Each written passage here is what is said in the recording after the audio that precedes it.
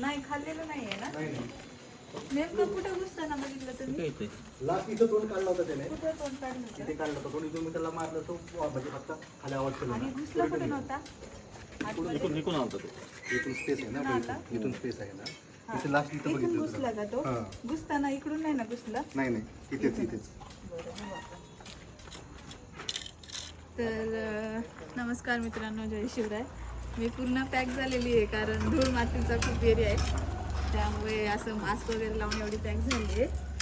आणि आपलं जे असं गेट वगैरे असतं इथे बऱ्याचदा बेडूक वगैरे लागतात आणि साप कधी कधी शिकारीच्या शोधात किंवा लपण्याच्या शोधामध्ये ह्या गेटच्या ग्रिलमध्ये घुसतं बघा. इथे इथे गॅप असतो, त्यामुळे तुमच्या पण घराला असं गेट असेल ना तर हा गॅप चांगला भरून काढत जा.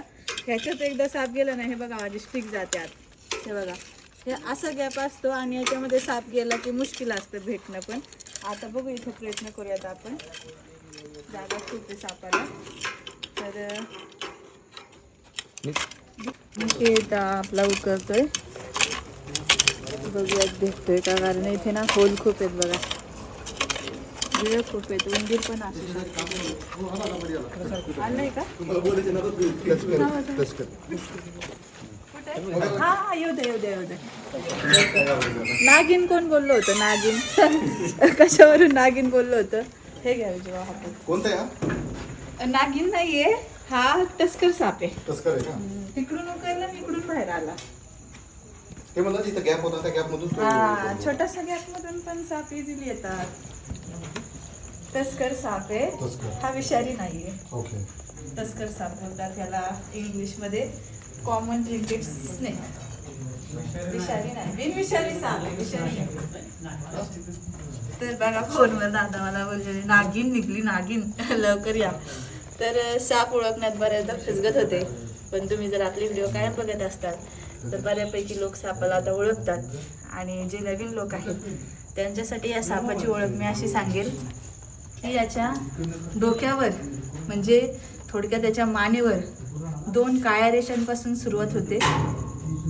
या आता तुम्हाला दिसत असतील एकदम क्लिअर, अशा 2 काळ्या रेषांनी सुरुवात होते आणि पोटाच्या भागापर्यंत म्हणजे साप अर्ध्या सापापर्यंत आडव्या पट्ट्या असतात आणि शेपटीला त्या पट्ट्या नष्ट होतात आणि फक्त एक सिंगल लाईन असते. हा जरी एवढा शांत चालत असला आणि बिनविषारी असला तरी ज्यावेळेस असं खरं रूप तो धारण करतो, ज्यावेळेस हा चिडतो त्यावेळेस भला मोठा आ करून यस सारख्या, यस कसं असतं इंग्लिशमधलं यस अक्षर, तसा शरीराचा आकार तयार करून उंच उंच झेपा मारतो आणि चावण्याचा प्रयत्न करतो. आता पकडूयात आपण त्याला, बघूयात त्याचे काय रिॲक्शन आहेत. घेता का ध्यान आपलीच.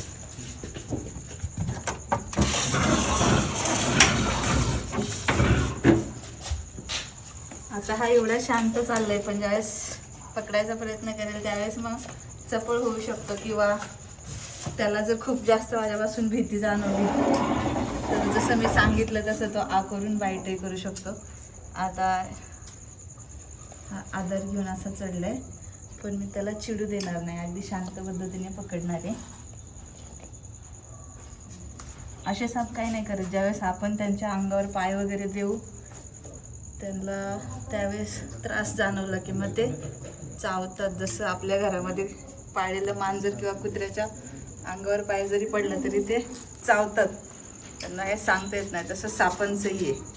सापांना त्रास जाणवला तर ते तुमच्या चावणार, अंगावर धावणार, असे काही करत नाही आहे. आणि असे काही करत नाही म्हणून तुम्ही पकडायला जाऊ नका, कारण सगळे साप काही सारखे नसतात. कोणी शांत असतं, कोणी चिडका असतो. आता बघा किती शांत पद्धतीने आपण त्याला पकडले आणि आता बॅगेमध्ये पॅक करून टाकू. एवढी माहिती पुरेशी आहे तुमची. हो, हे बघा जवळून बघू शकता, कंटिन्यू जीभ बाहेर काढतोय. असा हा आपल्या भागातील कॉमन ट्रिंकेट स्नेक, मराठीमध्ये तस्कर साप, खालून पूर्णपणे पांढरा चमकदार. दादा देऊ का? नको.